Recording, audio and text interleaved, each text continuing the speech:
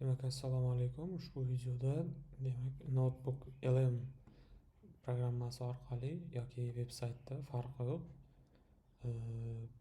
Bloknot yordamida flash kartlar, ya'ni ingliz tilida lug'atlarni flash kartlar yordamida yodlash uchun bizga kerakli usulni ko'rib chiqamiz. Buning uchun yangi bloknot biz o'zimiz yaratib olishimiz kerak. Buning uchun bizga fayl yuklashimiz kerak bo'ladi. Xo'sh, English vocabulary in use ushbu kitobni tanladim PDF variantini men ishlatish uchun. Demak, hop, oldin bu загрузка, ya'ni yuklab olishini kutamiz. Bundan keyin bizga kerak bo'ladi. Bizga prompt yozishimiz kerak bo'ladi. Prompt quyidagicha yozamiz. Ushbu kitobdan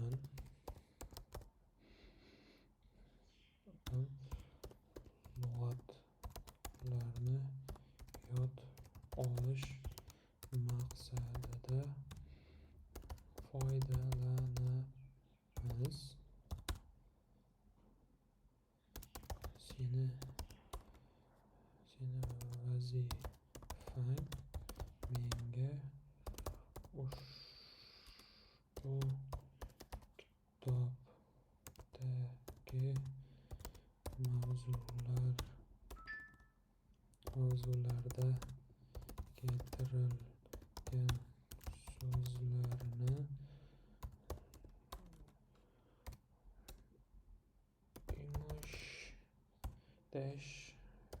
English-Uzbek ko'rinishida flashkartlar tayyorlab berish.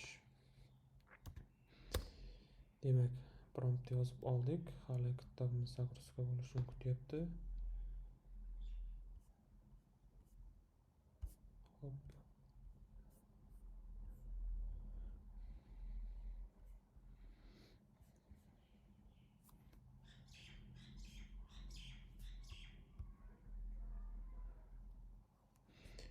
Yuklab olishini kutamiz. Demak, ungacha ko'rib chiqamiz. Demak, Notebook LMga kirish. Notebook LM shunday so'rov yuboriladi. Demak, birinchi sayt ustiga bosiladi va ko'rib turibsiz, bu yerda asosiy saytga o'tdi. Demak, bizda o'zbek tili yoqilgan, o'zbek tilida chiqadi. Ilovani endi yuklab olish shart emas. Shunchaki LMni sinagini bosish orqali saytga kirib ketishimiz mumkin bo'ladi. Demak, bizni notebookimiz ishlash jarayonida turibdi, hali yuklash uchun vaqt olyapti. Demak, buni imkoniyatlarini ko'rib chiqadigan bo'lsak, bu yerda audio periskaz, ya'ni podkast yoki shunga o'xshash videodagi ma'lumotlarni bizda audio periskaz, ya'ni ovoz orqali generatsiya qilib qisqaroq tarzda ko'rib chiqish imkonini beradi. Qo'shimcha, demak, bu yerda istochnik qo'shishimiz mumkin bo'ladi. Ya'ni qanday? Internetdan demak veb saytlar bo'lishi mumkin. Google diskimizdan ma'lumot yuklashimiz mumkin. Быстрый поиск bo'lishi mumkin. O'zini demak izlanishlar olib borishi mumkin o'zi. Demak, fayl yuklashimiz mumkin bo'ladi. Bunda PDF, mana поддерживаемый tip, ana shu tipdagi ma'lumotlarni yuklashimiz mumkin bo'ladi yoki saytlarda yuklashimiz mumkin bo'ladi.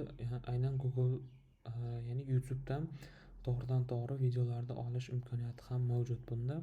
Disk yoki o'zimiz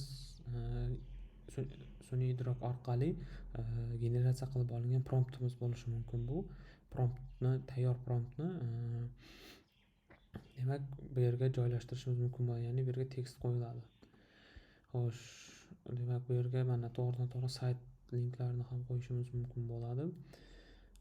Demak, nimalar yuklashini ko'rib chiqdik. Endi bu bizga taqdim etadigan imkoniyatlar: prezentatsiya, videolarda qisqacha ko'rsatib, kartochkalar yaratib отчет berishi mumkin, test, infografika va xullas demak imkoniyatlar ko'rsatib. Bu studiya qismi.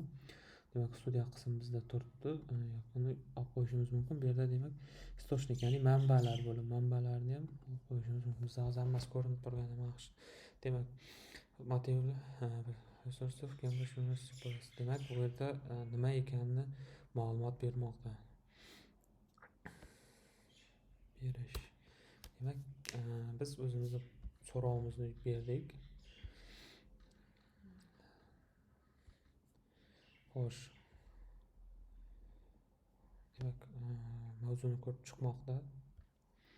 Bu yerda mental xarita ham yaratishni bosib qo'yishimiz mumkin. Bizda nima qiladi bu? Demak, mavzu kitob o'zimizni biz yuklagan manba asosida xarita yaratib beradi. Shu xarita asosida demak o'rganishimiz mumkin. Demak, kod tayyor mana. Ko'rishimiz mumkin. Mana kitob bo'lindi. People ga o'tdi. Family, life events, body health. Ya'ni bu mavzularni xarita ko'rinishiga o'tkazib berdi. Xo'p. Bu juda ham qulay ishlatish uchun. Xo'sh. O'sha kartochka yaratish amallari boshlandi. Bu hozir endi xo'sh vaqtlar quyidagi asosiy oila, asosiy English flash kartalar tayyorlash, flash kartalar shulardan ulardan tavsiya qilaman flash kartalarni. Ya'ni bu yerda yaratgan haqida tayyor bermoqda. Demak, yana so'raymiz. Birinchi unit, ya'ni mavzu uchun flash kart tayyorlab ber. Inglizcha flash kartalar demak mana ko'rishimiz mumkin. Bu dastlabki ingliz tilida turmush o'rtoq so'zi nima deyiladi? Bu husband deyiladi. Xo'sh, buni demak to'g'rimi, noto'g'rimi ustiga bitta bosish orqali tekshiramiz. Demak, husband to'g'ri. Demak, bu yod olindi. Ketdi bitta kartochka. Okey. Ingliz tilida xotin turmush o'rtoq nima deyiladi? Bu yerda wife deyiladi, ya'ni turmush o'rtoq xotin. Wife to'g'ri. Buni ham ketdi, yod olindi. Shu orqasida Anne va Karen Jack uchun bu endi kitobdan ma'lumot olgani uchun bu yerda ota-ona deb ketibdi. Ya'ni bu yerda endi biz aniqlashtiruvchi yo'qda Jack kim, Ivan kim, Karen kim. Buni o'tkazib yuboramiz. Demak, ota-ona o'g'il farzand inglizchada nima deyiladi? Son.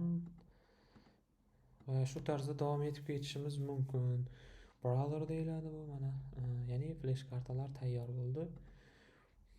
Xo'p, endi birinchi unitni flash kartalarini ko'ramiz.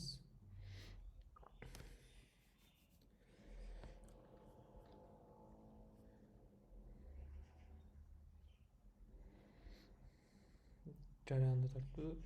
Bu asosda testlar tayyorlash mumkin bo'ladi. Buni doim bosib ko'ramiz.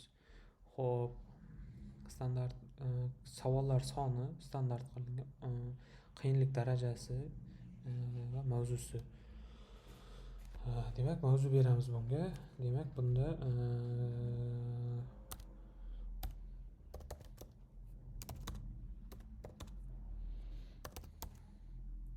test savollarini tuzib ber. Unda demak, birinchi mavzumiz oila a'zolari edi. Oila a'zolarini oson va tez eslab qolish uchun maxsus texnikalardan foydalan. Maxsus texnika va